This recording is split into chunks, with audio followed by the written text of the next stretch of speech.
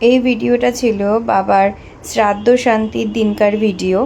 তোমরা হয়তো অনেকেই বলবে শ্রাদ্ধ শান্তি সেটা আবার ভিডিও করে ফেসবুকে পোস্ট করার কি দরকার ছিল, কিন্তু আমরা দিনটা চলে গেলে পরবর্তী দিনে সেই দিনটা আর মনে রাখি না। এই যে বাবা আমাদের ছেড়ে চলে গেলেন, তাকে হয়তো এখন আমরা ভুলতে পারছি না, কিন্তু সময়ের সাথে সাথে আমরা তার স্মৃতিটুকুই নিয়েই থাকবো। মানুষটাকে কিন্তু সব সময় আমাদের মনে পড়বে না। আমরা যে যার কাজে সময় মতন বিজি হয়ে যাব, কিন্তু এই ছোট্ট ভিডিওটা আমার ফেসবুকের পাতায় রয়ে যাবে।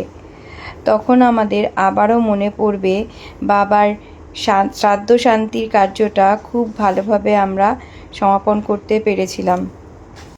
বিশ্বাস করো, মন থেকে একদম ভিডিও করতে ইচ্ছা করছিল না, খুব মন খারাপ লাগছিল। তবুও ভিডিও ক্লিপগুলো নেওয়া যাতে স্মৃতি হয়ে আমার ফেসবুকের পাতায় রয়ে যায়, সে কারণেই। মানুষটা যে এত তাড়াতাড়ি চলে যাবেন আমরা কখনোই বুঝতেই পারিনি।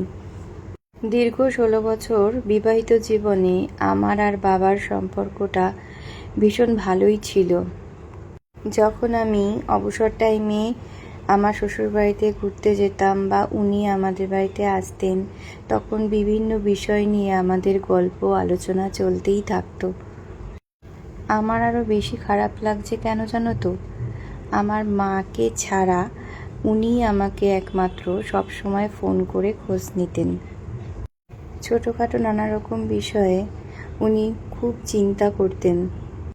উনি আমার শ্বশুরমশাই হতে পারেন, কিন্তু আমি ওনাকে সবসময় নিজের বাবার মতনই দেখেছি। গ্রামের আশেপাশের সমস্ত লোকজনরা আমাদেরকে বলেছেন, তোমার শ্বশুরমশাই সবসময় তোমাদের কথাই বলতেন, তোমাদের নিয়ে চিন্তা করতেন। সেসব কথা যত মনে পড়ছে ততই মনটা যেন ভারী হয়ে যাচ্ছে। ও বাড়িতে গিয়ে আমরা এতদিন কোনো বার থাকিনি, এই প্রথমবার বাবার জন্যই থাকা, অথচ বাবাই ছিল না বাড়িতে। সব কাজ শেষ করে বাড়িতে চলে এলাম, এখনো পর্যন্ত বাবার ফোন থেকে একটা ফোন এলো না। প্রচণ্ড মিস করছি বাবাকে।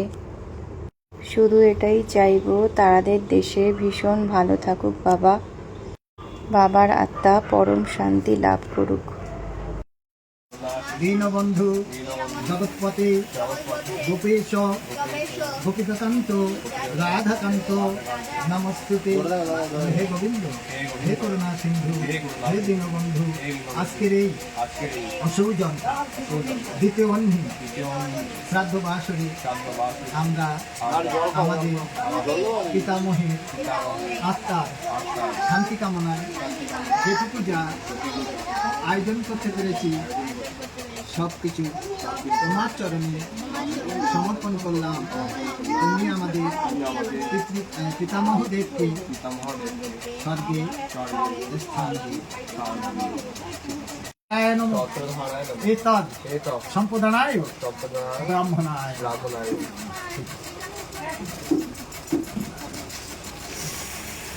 তোমরা প্রণাম করো, প্রণাম করো, প্রণাম করো।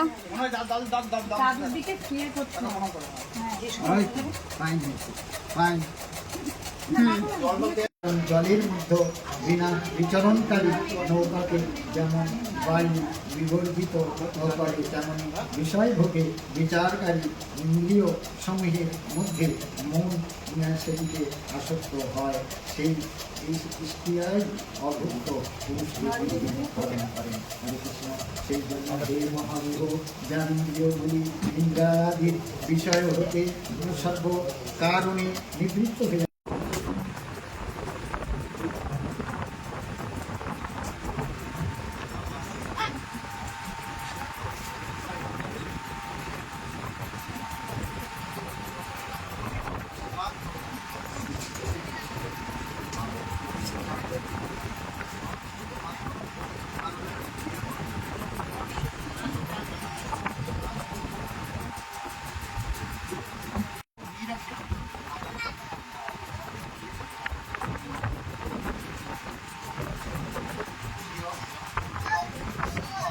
নিরক্ষিরা।